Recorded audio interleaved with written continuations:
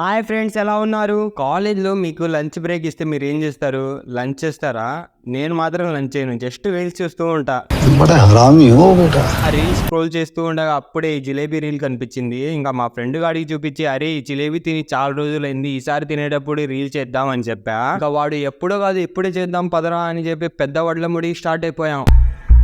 Literally bro, just reel చూసి lunch break లో పెద్ద వడ్లముడి జిలేబీ తినడానికి స్టార్ట్ అయిపోయాం. మా కాలేజ్ నుంచి ఈ ప్లేస్ 7.5 కిలోమీటర్స్. దీని అడ్రస్ కింద డిస్క్రిప్షన్ లో మెన్షన్ చేసా, ఒకసారి తొంగి చూసేయండి. ఇంకా లోపల పోయి పావు కేజీ జిలేబీ తీసుకున్నా. దీని కాస్ట్ 60 రూపీస్. నార్మల్ జిలేబీకి ఈ జిలేబీ చాలా అంటే చాలా డిఫరెన్స్ ఉంది బ్రో. నార్మల్ జిలేబీ ఎక్కువ తినలేము, ఈ జిలేబీ ఎంతైనా తినగలం, ఎందుకంటే నల్ల బెల్లంతో తయారు చేస్తారు ఇది. దీని టేస్ట్ విషయాన్ని వచ్చేస్తే బయట క్రిస్పీగా, లోపల సాఫ్ట్ అండ్ జ్యూసీగా సూపర్ ఉంది bro. Mainly quantity and taste bro. ఆ ప్రైస్ కి ఆ క్వాంటిటీ ఆ టేస్ట్ ఎవడిస్తున్నాడు బ్రో మన గుంటూరులో? మంచి బాదం పాలే రాదు. ఇంటికాడికి ఎంత నచ్చిందంటే ఇది 6 కేజీ ప్యాక్ కూడా చూపించుకున్నాడు. ఇంత తిన్నా కనీసం కాస్త హాట్ అయినా తినాలిగా, అందుకని 20 రూపాయలు ఉల్లిపాయ పొడి తీసుకున్నా. పొగడి టేస్ట్ అయితే డీసెంట్ గా బానే ఉంది. ఇంకా పొగడి తింటూ కాలేజ్ కి స్టార్ట్ అయిపోయాం. ఈ విధంగా ఒక పూట లంచ్ మాది ముగిసింది.